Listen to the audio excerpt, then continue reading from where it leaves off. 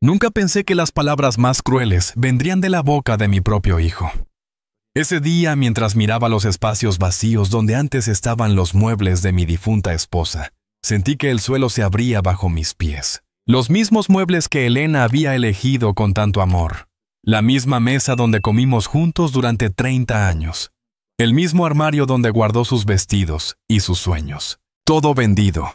Todo desaparecido en una sola tarde. Y cuando le pregunté a Roberto por qué lo había hecho, me miró como si yo fuera el problema. Como si no tuviera derecho a reclamar nada en mi propia casa. Antes de continuar, suscríbete al canal y activa la campanita porque lo que vas a escuchar no lo vas a creer. Porque lo que pasó después de esa conversación cambió todo.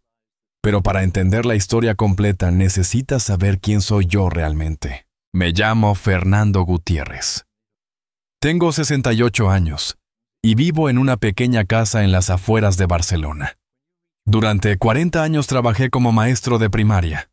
No gané mucho dinero, pero gané algo más valioso: el respeto de mis alumnos y la certeza de que hice algo bueno en este mundo. Mi esposa Elena murió hace 3 años de cáncer.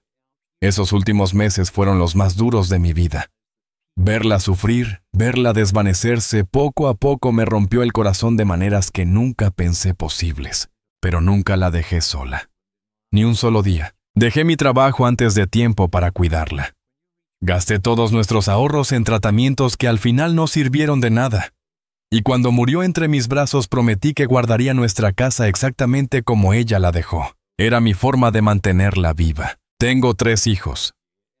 Roberto, el mayor, siempre fue ambicioso. Desde pequeño quería tener más, ser más, gastar más.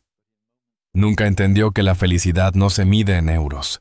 Se casó con Mónica hace 5 años, una mujer de ciudad con gustos caros y sueños aún más caros. Mi hija Clara vive en Alemania. Es médica trabajadora humilde como su madre. Nos hablamos cada semana por videollamada. Siempre me pregunta si necesito algo, si estoy bien. Y está Diego, el menor. Estudia arquitectura en Madrid. Es soñador, artista sensible. De todos mis hijos, él es el que más se parece a Elena. Después de la muerte de su madre, Roberto y Mónica empezaron a visitarme más seguido. Al principio pensé que era por amor, por preocupación genuina. Me sentí afortunado de tener a mi hijo tan cerca en esos momentos difíciles. Pero pronto noté algo extraño. Las visitas nunca eran solo para charlar. Siempre había una razón oculta.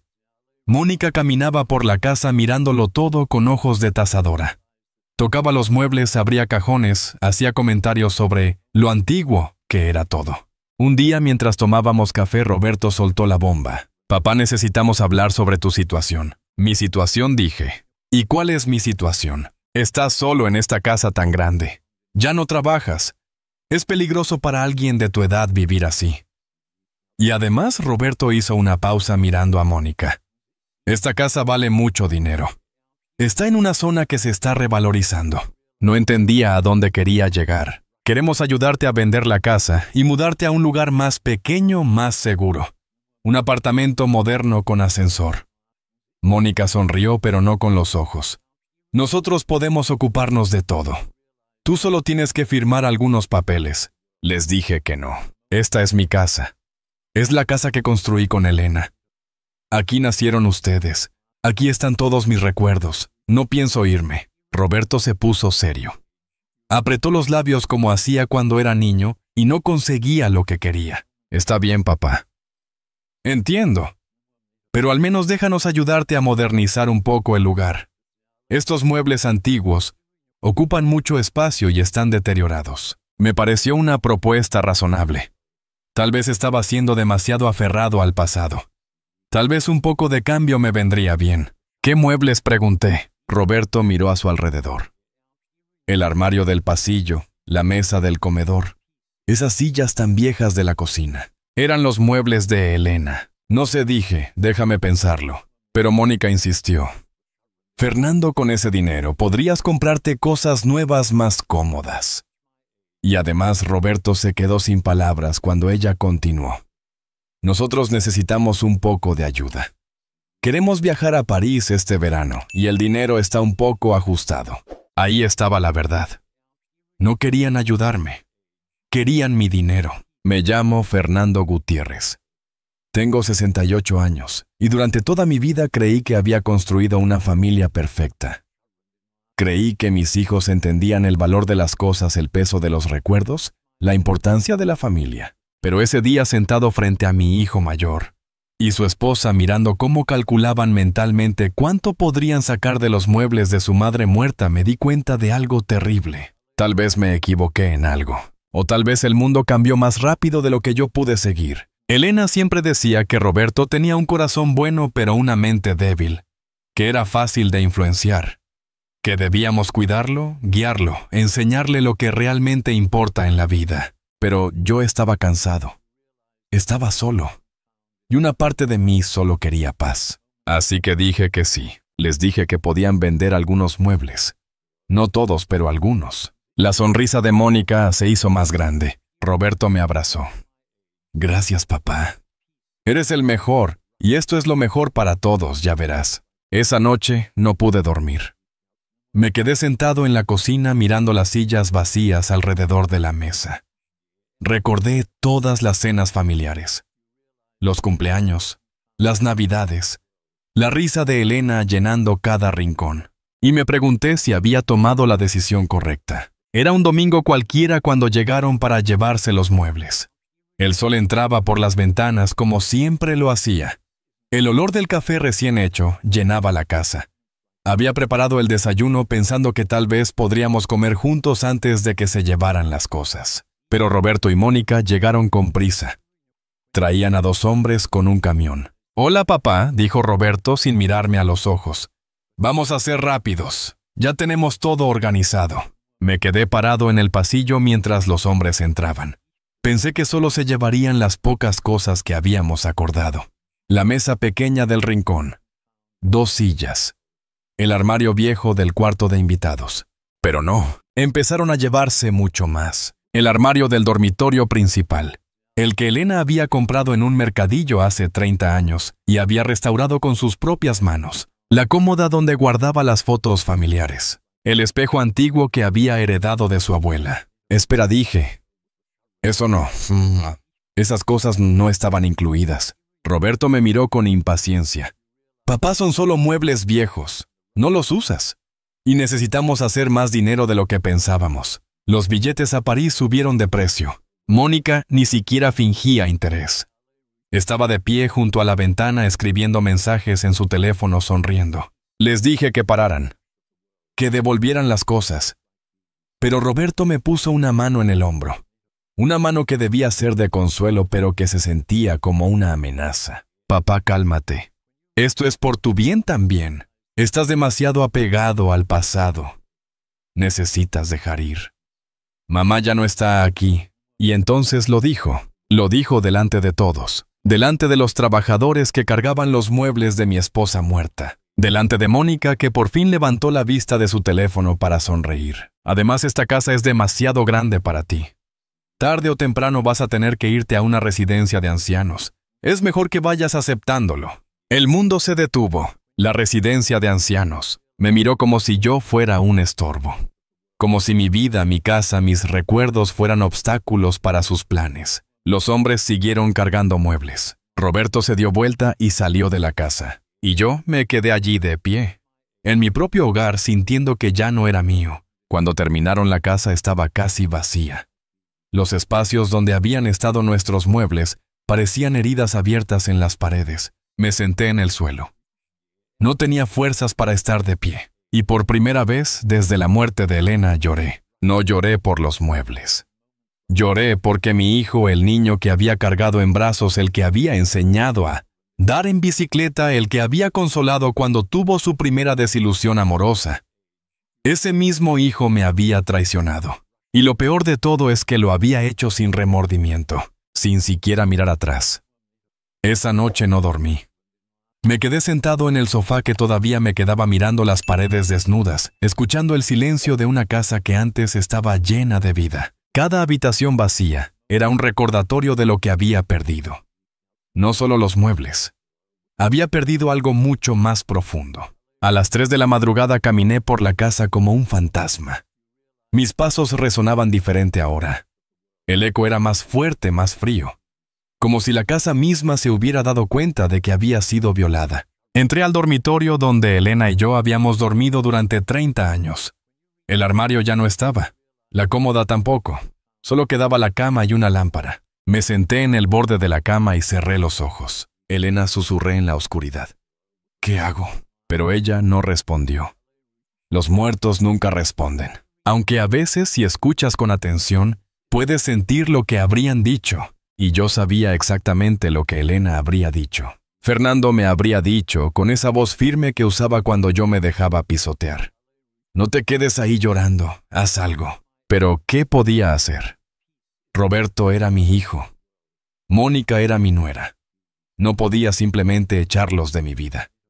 Las familias no funcionan así. O al menos yo creía que no funcionaban así. Los días siguientes fueron extraños. Roberto no llamó. No envió mensajes. Era como si después de conseguir lo que quería, yo hubiera dejado de existir para él. Clara me llamó desde Alemania el martes por la noche. Su voz sonaba preocupada. «Papá, ¿cómo estás? Te noto raro en tu último mensaje». No le había contado nada sobre los muebles. No quería preocuparla. Estaba tan lejos, tenía su propia vida, sus propios problemas. «Estoy bien, hija, solo un poco cansado». Papá. Clara hizo una pausa. «Roberto te está molestando otra vez». No era una pregunta, era una afirmación. Clara siempre fue más perceptiva que sus hermanos. Desde pequeña sabía cuándo algo andaba mal. Era como si tuviera un sexto sentido para las mentiras. «¿Por qué lo dices?», pregunté tratando de sonar casual. «Porque te conozco. Y porque conozco a mi hermano. Él solo te llama cuando quiere algo». Tuve que admitir que tenía razón. «Se llevó algunos muebles», dije finalmente. «Para vender». Dijo que necesitaba dinero para un viaje. Hubo un silencio largo al otro lado de la línea. Papá, la voz de Clara se volvió fría. «¿Qué muebles?» «Solo algunos. Cosas viejas que yo no usaba mucho». «Papá». «¿Qué muebles exactamente?» No pude mentirle más. «El armario de tu madre. La cómoda. El espejo de su abuela. La mesa del comedor. Algunas sillas». Fernando. Clara nunca me llamaba por mi nombre. «Papá, ¿qué has hecho?» Pensé que estaba ayudando. ¿Ayudando a quién?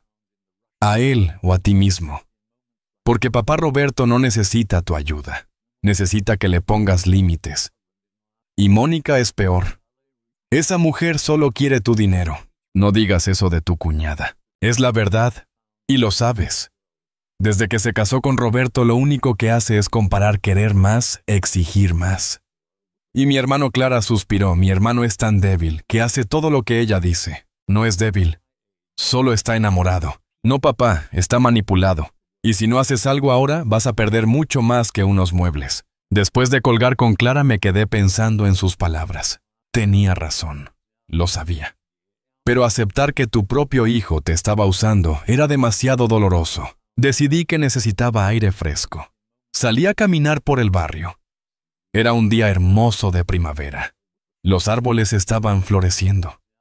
Los niños jugaban en el parque. La vida continuaba indiferente a mi dolor. Me senté en un banco donde Elena y yo solíamos sentarnos los domingos por la tarde.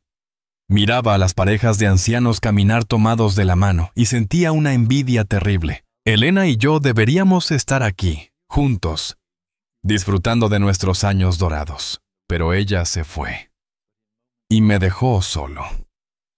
Solo con hijos que no entendían lo que significaba el sacrificio, lo que significaba el amor verdadero. Estaba tan perdido en mis pensamientos que no escuché cuando alguien se sentó a mi lado. Fernando. Levanté la vista. Era Mauricio, mi vecino de toda la vida. Un hombre de mi edad, también viudo, también lidiando con la soledad. Mauricio. ¿Qué tal? Mejor que tú por lo que veo. Te ves terrible. Gracias por la honestidad, dije con una sonrisa amarga. Vi el camión el otro día. Se llevaron muchas cosas de tu casa. Asentí. Roberto necesitaba dinero. Mauricio frunció el ceño. Fernando, voy a ser directo porque somos amigos desde hace 30 años. Tu hijo te está usando. Todos me dicen lo mismo. Entonces tal vez deberías escuchar. Mauricio se giró para mirarme directamente. Mira, yo también tengo hijos. Y sé lo difícil que es aceptar que a veces son egoístas. Pero Fernando, si no te defiendes ahora, esto va a empeorar. ¿Qué puedo hacer? Es mi hijo, y tú eres su padre. No su banco, no su sirviente. Su padre. Y un padre también tiene derecho a exigir respeto. Mauricio se levantó, me dio una palmada en el hombro y se fue. Me quedé allí sentado pensando en sus palabras. Cuando regresé a casa, había un mensaje de Roberto en mi teléfono. Papá, necesito hablar contigo. Es importante. Voy a pasar mañana. Mi corazón se hundió. Sabía lo que significaba. Necesitaba más dinero. O quería llevarse más cosas. Esa noche preparé la cena como siempre lo hacía. Pero comer solo en una mesa vacía, en una casa medio vacía, era deprimente. Puse música. Las canciones que Elena y yo solíamos bailar en la cocina. Pero solo me hizo sentir peor. Apagué la música y me senté en silencio. El silencio de una casa vacía es diferente al silencio de una casa llena. En una casa llena, el silencio es paz. En una casa vacía, el silencio es soledad. Me fui a dormir temprano, pero no pude. Di vueltas en la cama durante horas preguntándome qué querría Roberto ahora. A la mañana siguiente limpié la casa. Hice café extra fuerte. Me puse la camisa que Elena decía que me hacía ver más joven. No sé por qué me estaba arreglando. Tal vez porque una parte de mí todavía quería que Roberto me viera como su padre. No como un viejo patético al que podía manipular. Roberto llegó a las 11. Esta vez vino solo. Sin Mónica. Eso me dio esperanza. Tal vez quería hablar de hombre a hombre. Tal vez se había dado cuenta de que había ido demasiado lejos. Hola, papá, dijo al entrar. Su voz sonaba diferente. Más suave. Hola, hijo, ¿quieres café? Sí, gracias. Nos sentamos en la cocina. Bueno, nos sentamos en las dos únicas sillas que quedaban en la cocina. Roberto miraba su taza sin beber. Papá, necesito pedirte algo. Aquí venía. Dime. Mónica y yo hemos estado pensando. La casa realmente es muy grande para ti solo. Y estábamos pensando que tal vez podrías mudarte a un apartamento más pequeño, más moderno. Roberto, ya hablamos de esto. Lo sé, lo sé. Pero escúchame, no es solo por nosotros. Es por ti. ¿Qué vas a hacer si te caes y no hay nadie para ayudarte? ¿Qué pasa si te enfermas? ¿Qué pasa si? Ya sé cuidarme solo. He vivido 68 años sin morirme. Papá, no seas terco. Roberto levantó la voz un poco. Estoy tratando de ayudarte, ayudarme. O ayudarte a ti mismo. Roberto dejó la taza con fuerza sobre la mesa. ¿Sabes qué, papá? Siempre has sido así. Siempre pensando que todos te quieren hacer daño. Siempre desconfiando. No desconfío de ti, hijo. Estoy preocupado por ti. Preocupado. Por mí. Roberto se rió sin humor. Yo soy el que debería estar preocupado. Tú eres el que vive solo en una casa enorme aferrado a recuerdos de una persona que ya no está. Sus palabras me golpearon como puñetazos. No hables así de tu madre. No estoy hablando mal de mamá. Estoy hablando de ti. De tu incapacidad de seguir adelante. Me quedé callado. No sabía qué decir. Roberto se levantó. Piénsalo, papá. En serio. Porque tarde o temprano vas a tener que tomar una decisión. Y sería mejor si la tomaras mientras todavía puedes. Se fue sin despedirse. Y yo me quedé allí sentado en mi cocina vacía sintiendo que mi propio hijo acababa de amenazarme. Pero había algo más, algo en su tono. Algo en la forma en que había dicho, tarde o temprano vas a tener que tomar una decisión. Como si él ya tuviera un plan. Como si yo ya no tuviera opción. Esa tarde, llamé a Diego, mi hijo menor. Hacía semanas que no hablábamos. Estaba ocupado con sus exámenes en Madrid. Papá, qué sorpresa. Todo bien. Diego, necesito preguntarte algo. Roberto te ha llamado últimamente. Sí. La semana pasada. ¿Por qué? ¿De qué hablaron? Diego dudó. Me preguntó si yo estaría de acuerdo con que vendieras la casa. ¿Y qué le dijiste? Le dije que era tu decisión. Que él no debería presionarte. Gracias, hijo. Papá, está pasando algo. No quise preocuparlo. Nada grave. Solo quería saber. Pero Diego era inteligente. Como su madre. Papá, si Roberto te está molestando, dímelo. Puedo hablar con él. No hace falta. Yo me encargo. Papá. Estoy bien, Diego. En serio, mentía. No estaba bien. Pero no quería que mis hijos pelearan por mi culpa. Después de colgar me di cuenta de algo. Roberto no solo quería mi casa, no solo quería mi dinero, quería deshacerse de mí. Y lo peor de todo es que creía que tenía derecho a hacerlo. Me senté en el sofá y miré el techo. Las manchas de humedad que Elena siempre me pedía que arreglara, todavía estaban ahí. Los recuerdos estaban en cada grieta de estas paredes. Esta era mi casa, mi vida, mi historia. Y nadie, ni siquiera mi propio hijo, me la iba a quitar sin pelear. Pero ¿cómo pelear contra tu propia sangre? ¿Cómo defenderte de alguien que se supone debería protegerte? No tenía respuestas, solo tenía preguntas y miedo. Miedo de terminar mis días en una residencia olvidado, abandonado. Miedo de perder lo único que me quedaba de Elena. Miedo de admitir que había fallado como padre. Pero esa noche algo cambió dentro de mí. No fue un cambio grande. No fue un momento de revelación dramática. Fue algo más silencioso, más profundo. Fue la decisión de que pasara lo que pasara, yo no iba a ser una víctima. Si Roberto quería pelear, tendría pelea. Pero sería en mis términos, no en los suyos. Pasaron 2 semanas desde esa conversación con Roberto. 2 semanas en las que traté de convencerme de que tal vez estaba exagerando. Tal vez mi hijo sí se preocupaba por mí. Tal vez yo era el que estaba siendo terco e irracional. Pero entonces llegó aquel viernes. Eran las 7 de la tarde. Estaba preparando una sopa de lentejas, la misma receta que Elena hacía los viernes. Trataba de mantener las tradiciones vivas, aunque fuera solo para mí. Escuché el timbre. No esperaba a nadie. Clara estaba en Alemania. Diego tenía exámenes. Y Roberto nunca avisaba antes de venir. Abrí la puerta. Era Roberto. Pero no estaba solo. ¿Mónica? Estaba a su lado con esa sonrisa falsa que ya conocía demasiado bien. Y detrás de ellos había otra mujer. Mayor, con un traje elegante y un maletín de cuero. Papá, dijo Roberto entrando sin esperar invitación. Te presentamos a la señora Beatriz Romero. Es agente inmobiliaria. Mi corazón se detuvo. Agente inmobiliaria. No entiendo, dije, aunque entendía perfectamente. La mujer extendió su mano. Señor Gutiérrez, encantada. Su hijo me ha pedido que haga una valoración de la propiedad. Es una casa hermosa, con mucho potencial. Yo no pedí ninguna valoración, dije mirando a Roberto. Él evitó mis ojos. Papá, solo es una valoración. No perdemos nada con saber cuánto vale la casa. Pero yo no quiero vender. Mónica se rió. Una risa corta, desdeñosa. Fernando, seamos realistas. Esta casa es demasiado para ti. Y está en muy mal estado. Necesita reparaciones que cuestan una fortuna. Mi casa está perfectamente bien. No lo está, dijo Roberto firmemente. El techo tiene goteras. Las tuberías son viejas. La calefacción apenas funciona. Y tú no tienes dinero para arreglarlo. Yo me las arreglo. Te las arreglas viviendo en condiciones deplorables. Papá, esto no es vida. La señora Romero sacó una tablet de su maletín. Con su permiso, me gustaría tomar algunas fotos y medidas. Solo tomará unos minutos. No dije. No tiene mi permiso. Todos se quedaron en silencio. Roberto me miró con una expresión que nunca había visto antes.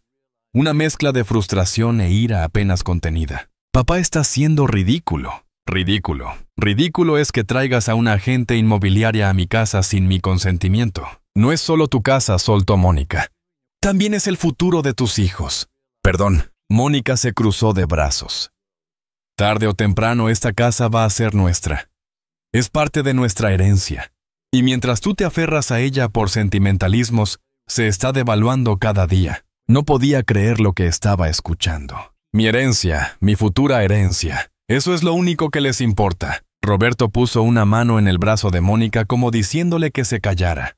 Pero ella ya había dicho demasiado. Papá Roberto trató de sonar conciliador. Mira, entiendo que esto es difícil, pero necesitamos ser prácticos. Prácticos, sí. Tú estás solo, no puedes mantener esta casa. Es mejor vender ahora cuando todavía tiene buen valor y mudarte a un lugar más apropiado. Un lugar más apropiado, te refieres a una residencia de ancianos. Hay residencias muy buenas. Con atención médica, actividades, gente de tu edad. No voy a ir a una residencia. Entonces, ¿qué vas a hacer? Mónica levantó la voz. Vas a quedarte aquí hasta que te caigas y te rompas la cadera, hasta que no puedas ni cocinar para ti mismo. Yo me cuido perfectamente. Por ahora, dijo Roberto. Pero papá tiene 68 años. Cada día que pasa estás más viejo, más débil. No estoy débil. Estás solo, gritó Mónica. Estás solo y terco y egoísta, porque esto no es solo sobre ti. Es sobre toda la familia. La señora Romero carraspeó incómoda. Quizás debería volver otro día, no dijo Roberto. Quédese. Papá va a entrar en razón. Me miró fijamente, y en sus ojos vi algo que me heló la sangre. Vi determinación. Vi que ya había tomado una decisión, y esa decisión no incluía preguntarme qué quería yo. Roberto, dije, tratando de mantener la calma. Esta es mi casa. La compré con mi dinero, la cuidé con mis manos. Elena murió aquí, nuestros hijos nacieron aquí. No la voy a vender. No tienes opción. ¿Cómo que no tengo opción? Roberto sacó unos papeles de su chaqueta. Los puso sobre la mesa con un golpe seco. ¿Qué es esto?, pregunté. Es un poder notarial. Firmaste esto hace 6 meses cuando estabas en el hospital. No firmé nada. Sí lo hiciste. Mónica sonrió. Roberto te lo llevó cuando te operaron de la vesícula. Dijiste que sí. Que firmaríamos después con calma. Eso era para emergencias médicas, no para vender mi casa. El documento dice claramente que me das autoridad para tomar decisiones sobre tus propiedades, en caso de que no puedas hacerlo tú mismo. Pero yo puedo. Estoy perfectamente capaz. ¿Según quién?, dijo Mónica. Un hombre de tu edad viviendo solo sin poder mantener su propia casa. Cualquier juez diría que no estás en condiciones de tomar decisiones importantes. Me quedé sin palabras. Esto no podía estar pasando. Mi propio hijo. Mi propia sangre. Me estaba haciendo esto. Roberto guardó los papeles. Papá, esto es lo mejor para todos. Confía en mí. Confiar en ti. Acabas de amenazarme. Acabas de decirme que vas a vender mi casa sin mi permiso. No es una amenaza. Es la realidad. Y mientras antes lo aceptes, mejor para todos. ¿Y si me niego? Roberto y Mónica intercambiaron una mirada. Entonces tendremos que tomar medidas más drásticas, dijo ella. ¿Qué medidas? Podemos declararte incapacitado. Mónica habló con una frialdad que me estremeció. Tenemos documentación médica. Tienes 68 años. Vive solo. La casa está en mal estado. No sería difícil convencer a un juez de que necesitas un tutor legal. Un tutor legal. Estás hablando de quitarme mi libertad. Estamos hablando de protegerte de ti mismo. Roberto asintió. Es por tu propio bien, papá. La señora Romero estaba pálida. Yo creo que debería irme. Sí, dije, váyase y no vuelva. Ella salió rápidamente, aliviada de escapar de esa situación. Quedamos solo los 3. Roberto, Mónica y yo. Nunca me había sentido tan solo en mi propia casa. Tienen hasta el lunes para pensarlo, dijo Roberto. O aceptas vender voluntariamente, o empezamos los trámites legales para declararte incapaz. Roberto, susurré. ¿Cómo puedes hacerme esto? No te lo hago a ti. Lo hago por ti. Si tu madre estuviera viva. Mamá no está viva, gritó él. Mamá murió. Y tú te quedaste atrapado en el pasado. Alguien tiene que sacarte de ahí. Elena, pensé. Si pudieras ver esto. Si pudieras ver lo que nuestro hijo se ha convertido. Mónica tomó el brazo de Roberto. Vámonos. Ya le dimos suficiente tiempo.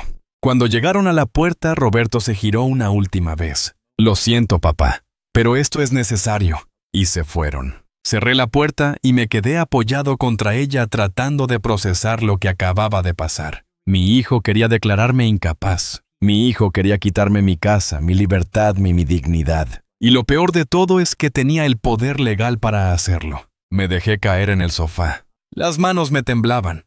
El corazón me latía tan fuerte que pensé que iba a explotar. ¿Cómo había llegado a esto? ¿Dónde me había equivocado como padre? Recordé cuando Roberto era pequeño. Tenía 5 años y se cayó de su bicicleta. Yo corrí a ayudarlo, pero él me apartó llorando. Puedo solo, papá. Puedo solo. Siempre fue así. Independiente. Orgulloso. Pero también cariñoso. Sensible. ¿Qué pasó con ese niño? ¿Dónde quedó el hijo que me abrazaba antes de dormir? el que decía que cuando fuera grande iba a cuidar de mamá y de mí. Mónica pasó, eso fue lo que pasó. Desde que se casó con ella, Roberto cambió. Se volvió más materialista, más frío, más calculador. O tal vez siempre fue así y yo no quise verlo. Tomé el teléfono. Necesitaba hablar con alguien, con cualquiera. Llamé a Clara. Papá, su voz sonaba somnolienta. Son las 11 de la noche aquí. Lo siento. Yo necesitaba escuchar tu voz. ¿Qué pasó? ¿Estás bien? No, no estoy bien. Y le conté todo. El poder notarial. La amenaza de declararme incapaz. La visita de la agente inmobiliaria. Clara no dijo nada durante un largo minuto. Cuando finalmente habló, su voz era de acero. Ese hijo de puta. Clara. No, papá. Basta de defender a Roberto. Ha cruzado una línea. Y yo no voy a permitir que te haga esto. Pero ¿qué puedo hacer? Tiene papeles legales. Tiene abogados. Y nosotros también podemos tenerlos. Papá, escúchame. No firmes nada. No aceptes nada. Voy a tomar el primer vuelo mañana. No, hija. Tú tienes tu trabajo. Tu vida. Mi padre es más importante. Voy para allá y vamos a pelear esto. Después de colgar con Clara me sentí un poco mejor. Al menos no estaba completamente solo. Pero luego llegó otro mensaje. Esta vez de Roberto. Papá, sé que estás molesto. Pero esto realmente es lo mejor. Piénsalo con calma. Te llamamos el lunes. Lo mejor para quien escribí. Pero borré el mensaje antes de enviarlo. No quería darle la satisfacción de saber que me había destrozado. Esa noche no pude comer. La sopa se enfrió en la cocina olvidada. Me quedé sentado en la oscuridad mirando las paredes que Elena y yo habíamos pintado juntos. Los marcos vacíos donde antes estaban las fotos familiares que Roberto se había llevado con los muebles. Todo lo que había construido en mi vida se estaba desmoronando. Y mi propio hijo era quien sostenía el martillo. A medianoche escuché un ruido afuera. Me asomé por la ventana y vi un coche estacionado frente a mi casa. Adentro había 2 personas, Roberto y Mónica. ¿Qué hacían ahí? ¿Por qué no entraban? Entonces lo entendí. Estaban vigilando, asegurándose de que no hiciera nada imprudente. O quizás esperando que tuviera un ataque al corazón de la impresión. Cerré las cortinas y me alejé de la ventana. No les iba a dar ese gusto. Me fui a la cama, pero no dormí. Cada vez que cerraba los ojos veía la cara de Roberto, la frialdad en sus ojos, la determinación. Y veía a Mónica, su sonrisa de tiburón, su certeza de que ya había ganado. Pero había algo que no sabían, había algo que nadie sabía. Porque yo también tenía mis secretos. Yo también había estado preparándome. No para esto exactamente, pero para algo. Después de la muerte de Elena, un amigo me había aconsejado que pusiera mis asuntos en orden, que hablara con un abogado, que protegiera mis bienes. Yo pensé que era paranoico, que estaba exagerando, pero lo hice de todos modos.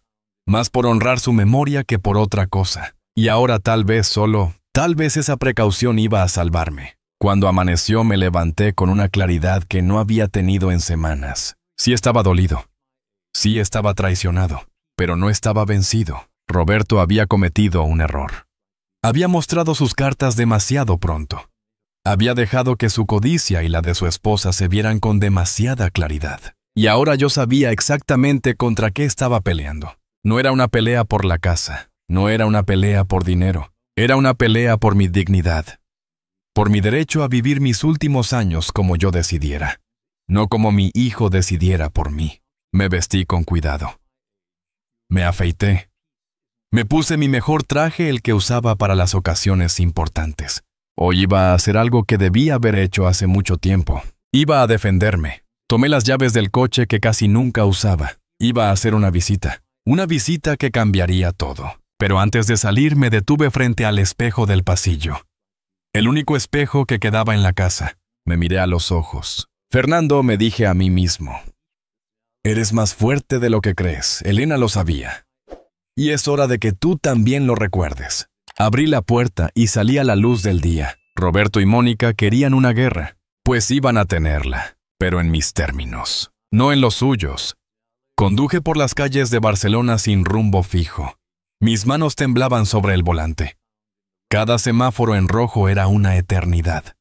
Cada bocina me hacía yo saltar. No sabía a dónde iba. Solo sabía que no podía quedarme en esa casa un segundo más. La casa que ya no se sentía como mía. Terminé en el cementerio donde está enterrada Elena. No había planeado venir aquí. Mis pies simplemente me trajeron. Aparqué el coche y caminé por los senderos de piedra que conocía de memoria. Pasé junto a las tumbas de personas que alguna vez fueron amigos, vecinos, conocidos. Todas las vidas que se apagaron. Todas las historias que terminaron. La tumba de Elena estaba bajo un árbol pequeño. Yo había plantado ese árbol el año después de su muerte. Ahora tenía flores blancas que ella habría amado. Me senté en el banco frente a su lápida. Elena Martínez de Gutiérrez. Esposa amada, madre dedicada. Descansa en paz. Palabras simples. Pero ella era todo menos simple. Elena comencé a hablar en voz baja, no sé qué hacer. El viento movió las hojas del árbol, como si ella estuviera escuchando. Roberto quiere quitarme todo. La casa, mi libertad, mi dignidad, y lo peor es que tiene el poder para hacerlo. Un pájaro se posó en la lápida. Me miró con sus ojos pequeños y negros. Fallé, Elena. Fallé como padre. Crié a un hijo que solo piensa en dinero, que ve a su propio padre como un obstáculo. Las lágrimas comenzaron a caer. No las detuve. Durante 3 años, había sido fuerte. Durante 3 años, había seguido adelante haciendo todo lo que se supone que debes hacer cuando pierdes a tu esposa. Seguir una rutina, comer bien, hacer ejercicio, mantener contacto con amigos. Pero por dentro me estaba muriendo. Y Roberto lo sabía. Lo sabía y no le importó. Recordé el día que Elena murió. Fue un martes por la mañana. El sol entraba por la ventana del hospital. Ella me tomó la mano y me dijo: Fernando, cuida a nuestros hijos. Se lo prometí.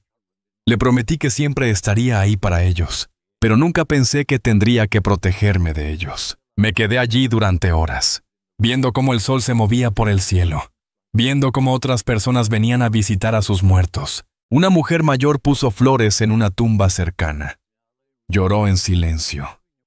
Luego se fue. Un hombre de mi edad limpió una lápida con cuidado. Habló con ella como si la persona pudiera oírlo. Todos teníamos nuestro dolor. Todos cargábamos nuestras pérdidas. Pero ¿cuántos de nosotros también cargábamos con la traición de nuestros propios hijos? Saqué mi teléfono. Tenía mensajes sin leer. Uno de Diego: papá, ¿estás bien? Roberto me llamó. Dice que estás actuando raro. Actuando raro. Como si defender mi propia casa fuera un signo de locura. Otro de Clara. Llegó mañana a las 9 a.m. Espérame. No hagas nada hasta que llegue. Y 3 mensajes de Roberto: papá, contesta. Necesitamos hablar. Esto no tiene que ser difícil si cooperas. Borré sus mensajes sin responder. Cuando finalmente me levanté para irme, mis piernas apenas me sostenían. Tenía 68 años. A veces lo olvidaba. Pero mi cuerpo me lo recordaba constantemente.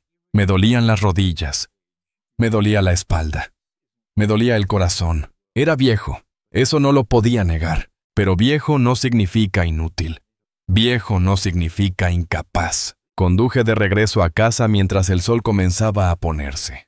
El cielo estaba naranja y rosa, los colores que Elena amaba. Ella me decía que cada atardecer era una promesa.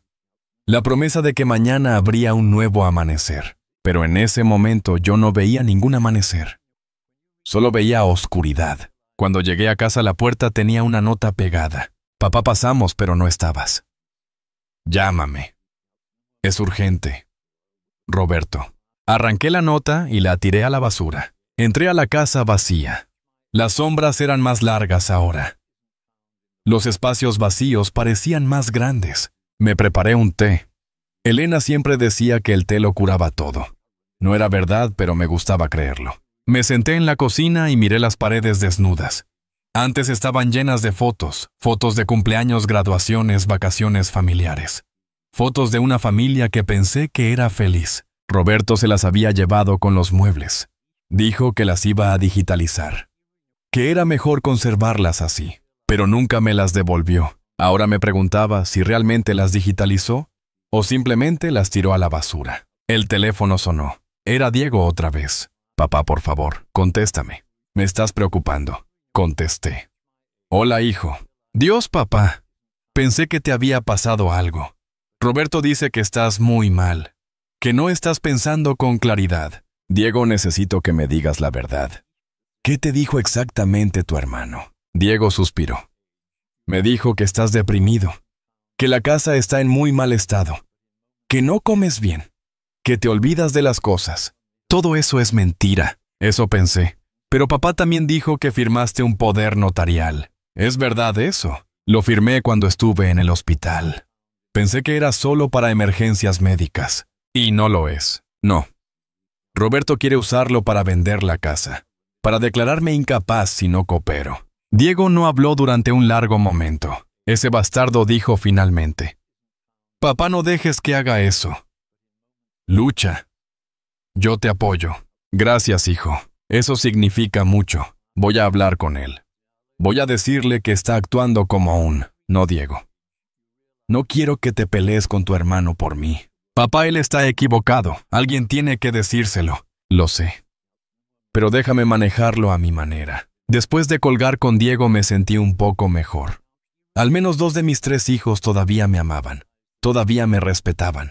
Eso tenía que ser suficiente. Pero no lo era. Porque el hijo que me estaba traicionando era el mayor. El que se suponía que debía dar el ejemplo.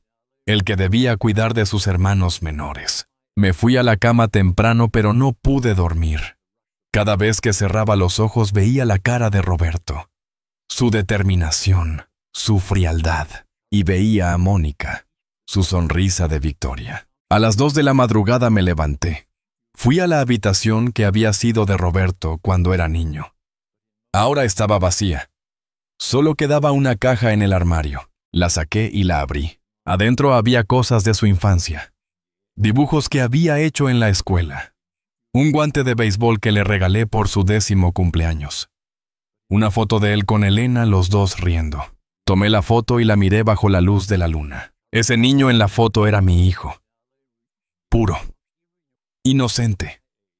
Lleno de amor. ¿Qué le pasó a ese niño? Cuando se convirtió en el hombre que estaba tratando de robarme mi vida, lloré otra vez. Pero esta vez fueron lágrimas diferentes. No eran lágrimas de tristeza. Eran lágrimas de rabia. Rabia contra Roberto por traicionarme. Rabia contra Mónica por corromperlo. Rabia contra mí mismo por permitir que llegáramos a este punto. Guardé la foto en mi bolsillo. Necesitaba recordar quién era Roberto realmente. Necesitaba recordar que alguna vez fue un buen niño. Porque tal vez, solo tal vez, todavía quedaba algo de ese niño en el hombre adulto. O tal vez no. Tal vez la gente cambia. Tal vez el dinero y la ambición matan todo lo bueno que alguna vez hubo en una persona. No lo sabía. Y en ese momento no estaba seguro de querer saberlo. Volví a la cama y esta vez sí me dormí. Pero tuve pesadillas. Soñé que estaba en una residencia de ancianos. Las paredes eran blancas y frías. El olor a desinfectante era abrumador. Estaba sentado en una silla de ruedas, mirando por la ventana esperando visitas que nunca llegaban. En el sueño Roberto venía una vez al mes, pero nunca me miraba a los ojos. Solo firmaba el libro de visitas y se iba. Y yo me quedaba allí, olvidado, abandonado. Me desperté gritando. Era de día. El sol entraba por la ventana. Había dormido hasta tarde. Algo que nunca hacía. Miré el reloj. Las 9:30. Clara llegaría en media hora. Me levanté rápidamente, me duché, me vestí, preparé café. Tenía que verme bien. Tenía que demostrarle a mi hija que estaba bien, que no necesitaba que me rescataran, aunque por dentro me estaba desmoronando. El timbre sonó exactamente a las 10. Abrí la puerta y allí estaba Clara, mi hija, mi roca. Se veía cansada del viaje, pero cuando me vio sus ojos se llenaron de lágrimas. Papá susurró y me abrazó fuerte. Y en ese abrazo me permití ser débil por un momento. Me permití ser el padre que necesita a su hija. No el padre fuerte que siempre tiene que tener todas las respuestas. Lloré en sus brazos, y ella lloró conmigo. No dijimos nada durante un largo rato. No hacía falta. Cuando finalmente nos separamos, Clara miró alrededor de la casa. Dios mío, susurró. Se lo llevó todo. Casi todo. Ese hijo de puta. Perdón, papá, pero es la verdad. No necesitas disculparte por decir la verdad. ¿Clara? Puso su maleta en el suelo. Está bien. Cuéntame todo desde el principio. Cada detalle. Porque vamos a pelear esto. Y vamos a ganar. Me senté y le conté todo. Cada conversación. Cada amenaza. Cada momento de dolor. Clara escuchó sin interrumpir. Su cara se ponía más seria con cada palabra. Cuando terminé, ella asintió. Está bien. Primero necesitas un abogado. Uno bueno. Alguien que se especialice en derecho de familia y protección de ancianos. Ya tengo uno. Clara me miró sorprendida. ¿Qué? Tengo un abogado. Lo contraté hace 2 años después de que murió tu madre. Un amigo me aconsejó que pusiera mis asuntos en orden. ¿Y qué hiciste exactamente? Sonreí por primera vez en días. Hice mi testamento. Establecí directivas claras sobre mis propiedades. ¿Y ese poder notarial que Roberto cree que puede usar? Sí, tiene una cláusula de revocación.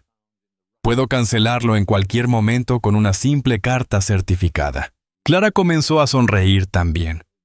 Papá, eres un genio. No soy un genio, solo soy un viejo maestro que aprendió a leer la letra pequeña. Por primera vez desde que todo esto comenzó sentí esperanza. Roberto pensó que era débil.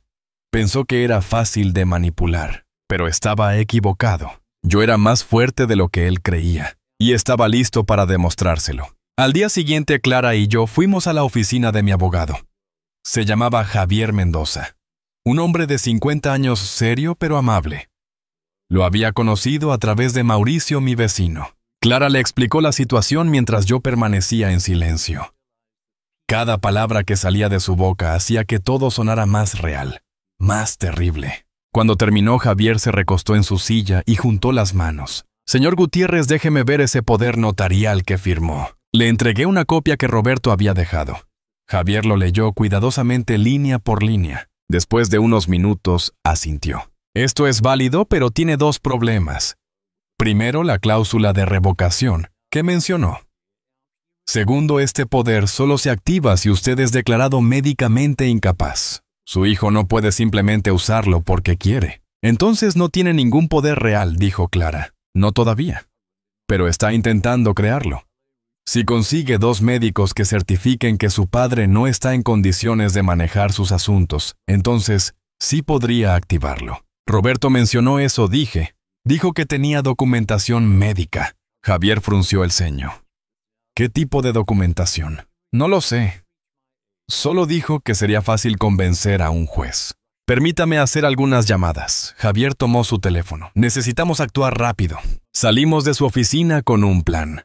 Javier, revocar el poder notarial inmediatamente. También iba a solicitar una evaluación médica independiente para demostrar que yo estaba perfectamente capacitado. Y lo más importante, iba a enviar una carta certificada a Roberto, advirtiendo que cualquier intento de vender mi propiedad sería considerado fraude. ¿Te sientes mejor?, preguntó Clara mientras caminábamos hacia el coche. Un poco, pero sigo sin entender cómo llegamos aquí. Llegamos aquí porque Roberto se casó con una víbora y se dejó envenenar. Clara siempre decía las cosas como eran, sin filtros. Cuando llegamos a casa, había otro coche estacionado enfrente. Uno que reconocí inmediatamente, el coche de Roberto. Él y Mónica estaban sentados en los escalones de mi entrada, esperando. Papá, dijo Roberto levantándose cuando nos vio. Necesitamos hablar. Clara se interpuso entre nosotros. No tienen nada que hablar, ya hablaron suficiente. Clara, no te metas en esto, dijo Mónica. Es un asunto entre Roberto y su padre. Soy su hija. Es mi asunto también. Roberto me miró por encima del hombro de Clara.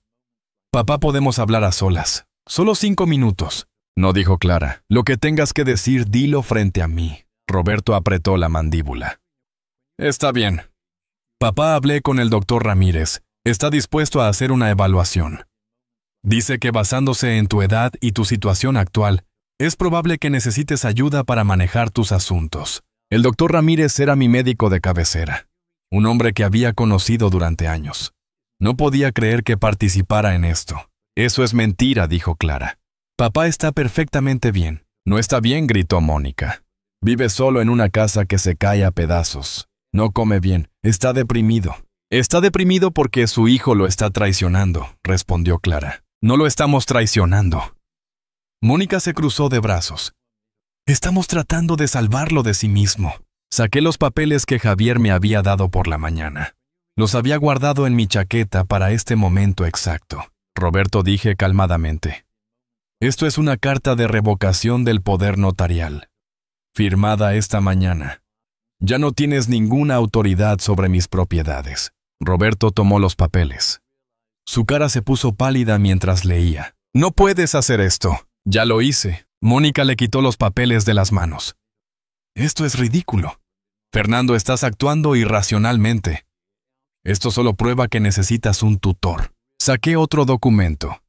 Este es un certificado de un psiquiatra independiente. Me evaluó ayer. Dice que estoy en pleno uso de mis facultades mentales, completamente capaz de tomar mis propias decisiones. La cara de Mónica se puso roja. Esto es una trampa. Ustedes planearon todo esto. Clara sonrió. Sí, lo planeamos. Porque a diferencia de ustedes, nosotros respetamos a nuestro padre. Roberto me miró con una expresión que nunca olvidaré. Una mezcla de shock, rabia y algo más. Algo que podría haber sido vergüenza. Papá, ¿cómo pudiste? ¿Cómo pude qué? ¿Cómo pude defenderme? ¿Cómo pude proteger lo que es mío? No confías en mí, y tú confías en mí. ¿O solo confías en mi dinero? Eso es injusto. Injusto, grité. Y levanté la voz por primera vez. Injusto es que trataras de robarme mi casa. Injusto es que me amenazaras con declararme incapaz. Injusto es que vendieras los muebles de tu madre muerta para irte de vacaciones a París. Roberto dio un paso atrás como si lo hubiera golpeado. Yo solo quería ayudar. Mentira, dije. Querías dinero. Tú y tu esposa. Eso es todo lo que les importa. Mónica abrió la boca para hablar, pero Clara la interrumpió. Tienen dos opciones. Se van ahora y no vuelven a molestar a mi padre. O llamamos a la policía y los acusamos de intento de fraude y coerción. No pueden probar nada, dijo Mónica. Clara sacó su teléfono. Tengo grabaciones de todas sus visitas, de todas sus amenazas. Era mentira. No teníamos grabaciones. Pero Mónica no lo sabía. Estás mintiendo. ¿Quieres averiguarlo? Roberto tomó el brazo de Mónica. Vámonos. No, dijo ella. No vamos a dejar que se salgan con la suya. Mónica, vámonos. Roberto la jaló hacia el coche. Ahora. Mientras se alejaban, Mónica gritó por la ventana. Esto no se queda así. Te vas a arrepentir, viejo. Clara le mostró el dedo medio. Algo que nunca pensé que vería hacer a mi hija. Cuando su coche desapareció al final de la calle, me sentí raro. No victorioso, no aliviado, solo vacío. Acababa de expulsar a mi propio hijo de mi vida. Clara me puso una mano.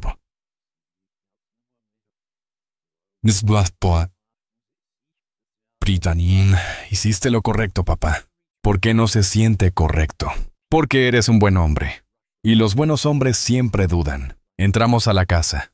Clara preparó té mientras yo me sentaba en la cocina tratando de procesar lo que acababa de pasar. ¿Crees que volverán?, pregunté. No lo sé, pero si lo hacen, estaremos listos. Esa noche, Diego llegó desde Madrid.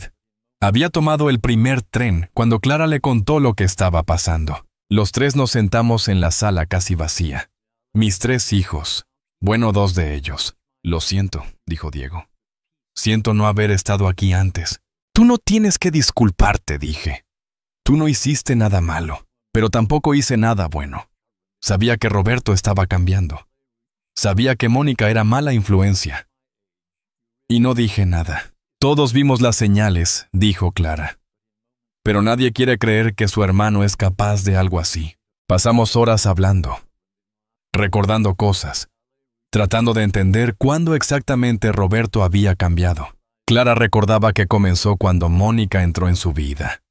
Diego pensaba que había sido antes cuando Roberto perdió su trabajo hace 3 años y tuvo que pedir dinero prestado. Yo no sabía qué pensar. Tal vez Roberto siempre fue así, y yo no quise verlo. Tal vez Elena lo supo, y por eso siempre fue más dura con él que con los otros dos. A medianoche, Clara y Diego se fueron a dormir. Clara en su antigua habitación. Diego en la de Roberto. Me quedé despierto mirando las estrellas por la ventana. Pensé en Elena, en lo que ella se habría dicho sobre todo esto. Probablemente habría dicho, te lo dije, siempre fuiste demasiado suave con Roberto. Y habría tenido razón. Pero también habría dicho, ahora ya sabes. Ahora actúa. Y eso era exactamente lo que había hecho. 2 días después recibí una carta certificada. Era de Roberto. Clara la leyó primero. Su cara se ensombreció. ¿Qué dice?, pregunté. Dice que renuncia a cualquier reclamación sobre tu herencia. Que no quiere nada de ti. Que estás solo. Me entregó la carta. La leí 2 veces. Las palabras eran frías, distantes, como escritas por un extraño. Ya no me considero tu hijo. Ya no me consideras mi padre. Espero que seas feliz con tu decisión. Roberto. Ni siquiera firmó con amor. Solo su nombre. Clara me abrazó mientras yo sostenía la carta con manos temblorosas. Es mejor así, papá. Es mejor saber la verdad. Pero dolía. Dios, cómo dolía haber perdido a mi hijo. No a la muerte, sino a la avaricia. Esa noche saqué la foto de Roberto niño que había guardado en mi bolsillo. La miré durante largo rato.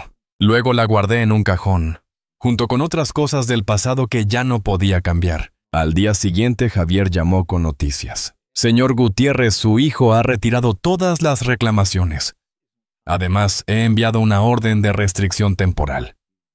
No puede acercarse a su propiedad sin su permiso explícito. Gracias, Javier. Hay algo más. El doctor Ramírez llamó. Dice que Roberto le mintió, que nunca acordó hacer ninguna evaluación falsa. Está considerando reportarlo al colegio médico. Al menos eso era un alivio. Mi doctor no me había traicionado. Clara y Diego se quedaron una semana. Ayudaron a limpiar la casa. Trajeron algunos muebles básicos. Hicieron que el lugar volviera a sentirse como un hogar. Antes de irse, Clara me tomó de las manos. Papá, quiero que te mudes a Alemania. Conmigo. Hija, esta es mi casa. Lo sé. Pero estarías más seguro. Más acompañado. Pensé en su oferta. Era tentadora. Alemania. Una nueva vida. Lejos de los recuerdos dolorosos. Pero no. Esta casa es donde viví con tu madre. Donde los crié a ustedes. No la voy a abandonar por miedo. O por dolor. Clara asintió. Entendió. Diego también ofreció que me mudara con él a Madrid. También le dije que no. Mis hijos se fueron. Y yo me quedé. En mi casa, mi hogar. Tal vez estaba más solo que antes. Pero era una soledad elegida, no impuesta. Y eso hacía toda la diferencia. Roberto no volvió a llamar. No volvió a escribir. Era como si hubiera muerto. Pero peor. Porque los muertos no te traicionan. Mónica publicó algo en redes sociales. Un post largo sobre padres tóxicos y hijos que tienen que alejarse por su salud mental. Clara me lo mostró, me reí con amargura. Ella era la tóxica. Pero así funciona el mundo ahora. Los villanos se hacen las víctimas. No importa, dijo Clara. La gente que te conoce sabe la verdad. Y tenía razón. Mis amigos me apoyaron. Mis vecinos me apoyaron. Mauricio vino con una botella de vino. Lo lograste, Fernando. Te defendiste. Brindamos esa noche. Por la justicia. Por la dignidad. Por el coraje de pelear contra tu propia sangre cuando es necesario. Gané, pero no se sentía como una victoria. Se sentía como una supervivencia. Y tal vez eso era suficiente. Han pasado 6 meses desde aquella confrontación.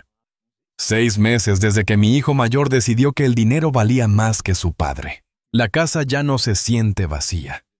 Clara me ayudó a comprar muebles nuevos, no tan elegantes como los que Elena eligió, pero cómodos, funcionales. Y lo más importante, son míos, elegidos por mí, pagados por mí. Nadie puede llevárselos. Diego viene a visitarme una vez al mes. A veces se queda el fin de semana completo.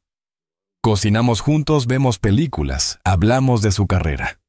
Me cuenta sobre sus proyectos de arquitectura, sobre la chica que le gusta pero que todavía no se atreve a invitar a salir. Es tímido como era yo a su edad.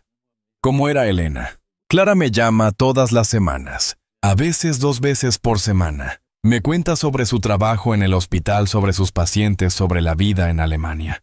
Está pensando en tener un bebé. Sería mi primer nieto. Eso me hace feliz. Pensar que voy a ser abuelo.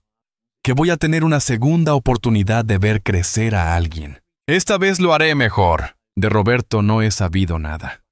Ni una llamada, ni un mensaje. Es como si hubiera desaparecido de mi vida. A veces lo veo en redes sociales.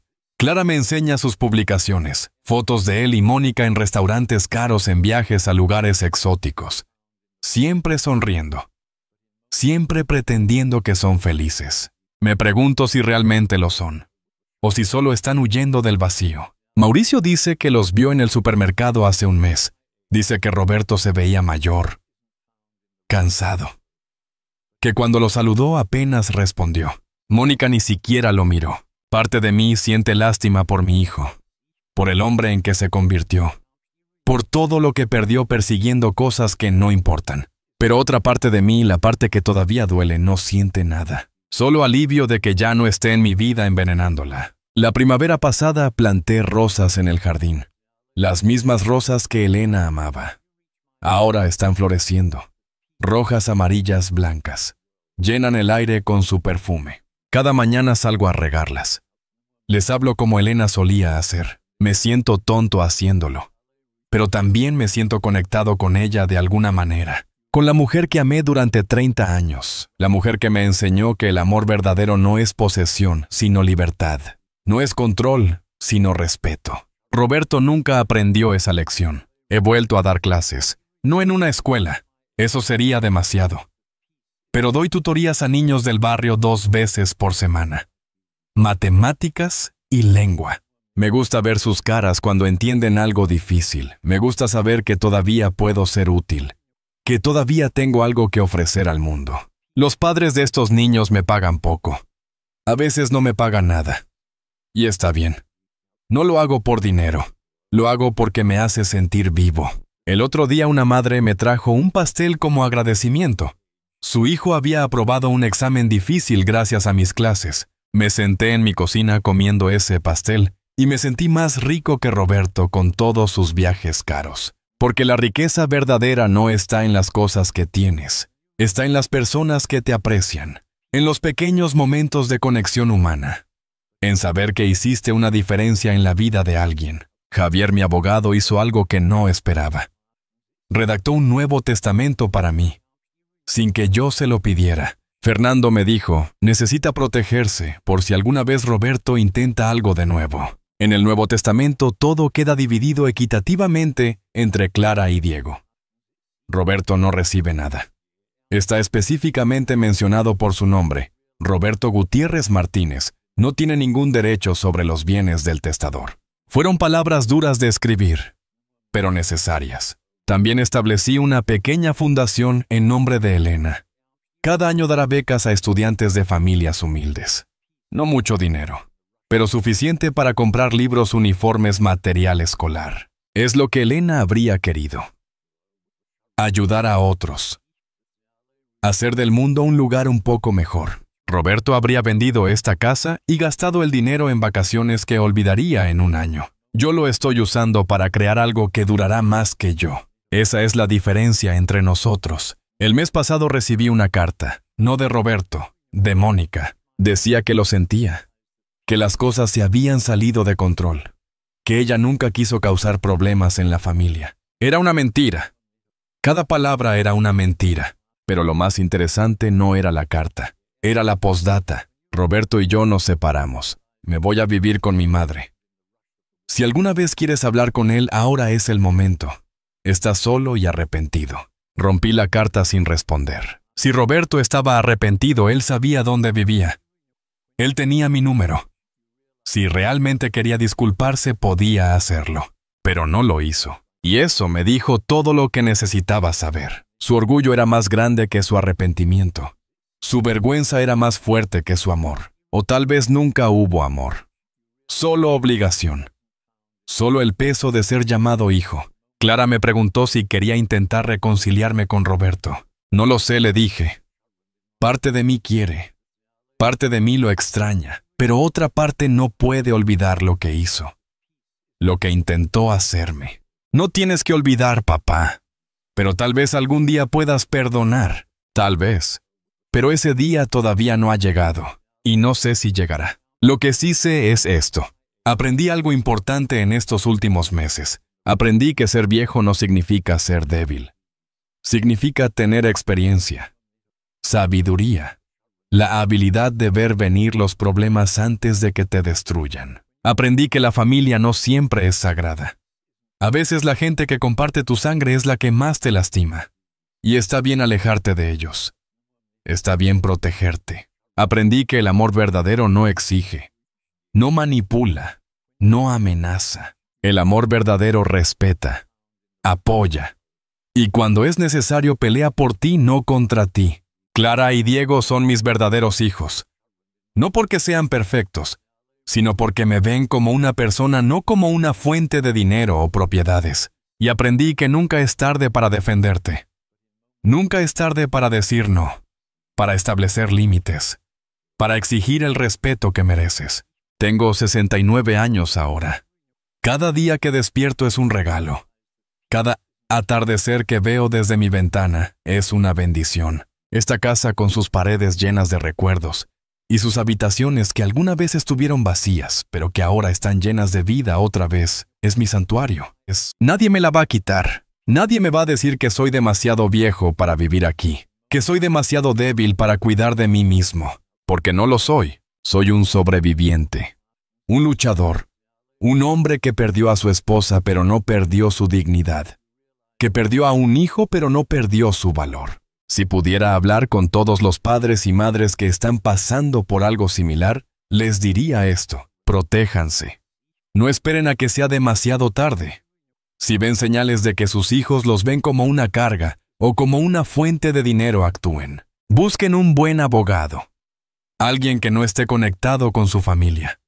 Alguien que trabaje solo para ustedes. Hagan un testamento claro.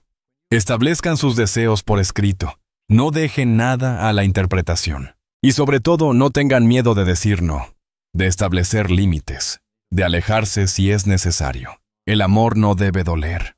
La familia no debe sentirse como una prisión. Ustedes merecen respeto, merecen dignidad, merecen vivir sus últimos años en paz, no en conflicto constante. No son una carga, son seres humanos con derechos, con voces, con valor. Y si sus hijos no pueden ver eso, entonces tal vez no merecen estar en su vida. Duele decirlo. Duele vivirlo. Pero es la verdad. Elena me lo dijo una vez años atrás cuando Roberto todavía era un adolescente problemático. Fernando me dijo: amas a tus hijos, pero no les debes tu vida, no les debes tu felicidad. Tu primer deber es contigo mismo. No entendí esas palabras entonces. Pensé que era egoísta. Pensé que un buen padre siempre pone a sus hijos primero. Pero estaba equivocado. Un buen padre enseña a sus hijos a ser personas decentes. Y si no aprenden, un buen padre sabe cuándo dejarlos ir. No para castigarlos, sino para salvarse a sí mismo. Esta es mi historia. La historia de un maestro jubilado que casi pierde todo, porque su hijo decidió que la codicia era más importante que el amor. Pero también es la historia de un hombre que encontró su fuerza cuando más la necesitaba, que se defendió, que ganó. No fue una victoria perfecta. No recuperé a mi hijo. No hay un final feliz donde todos se abrazan y lloran, pero recuperé mi vida, mi casa, mi dignidad. Y eso es suficiente. Más que suficiente. Es todo. Si mi historia te tocó el corazón, si viste algo de tu propia vida en estas palabras, quiero que sepas que no estás solo. Hay muchos de nosotros, padres y madres mayores lidiando con hijos que se convirtieron en extraños, luchando batallas que nunca pensamos que tendríamos que pelear. Pero somos más fuertes de lo que creemos, más valientes de lo que sabemos, y merecemos ser tratados con amor y respeto, siempre. Me gustaría saber de dónde me estás escuchando. Escribe en los comentarios tu ciudad, tu país. Cuéntame si has vivido algo similar, o si conoces a alguien que lo haya vivido, porque estas historias necesitan ser contadas. Estas verdades necesitan ser dichas. Los mayores no somos invisibles, no somos un estorbo, no somos cajeros automáticos para nuestros hijos. Somos personas, con historias, con valor, con derecho a vivir en paz. Y si alguien en tu vida necesita escuchar esto, comparte esta historia con ellos. Tal vez les ayude. Tal vez les dé el coraje para defenderse. O tal vez les recuerde que deben tratar a sus padres con el amor que merecen, antes de que sea demasiado tarde. Gracias por escucharme. Gracias por darle espacio a mi historia, a mi dolor, a mi victoria. Que Dios los bendiga a todos y que nunca tengan que pasar por lo que yo pasé. Pero si lo hacen, recuerden ustedes también son más fuertes de lo que creen. Nunca es tarde para pelear por su dignidad. ¡Nunca! Un abrazo fuerte desde Barcelona. Fernando Gutiérrez, 69 años, maestro jubilado sobreviviente.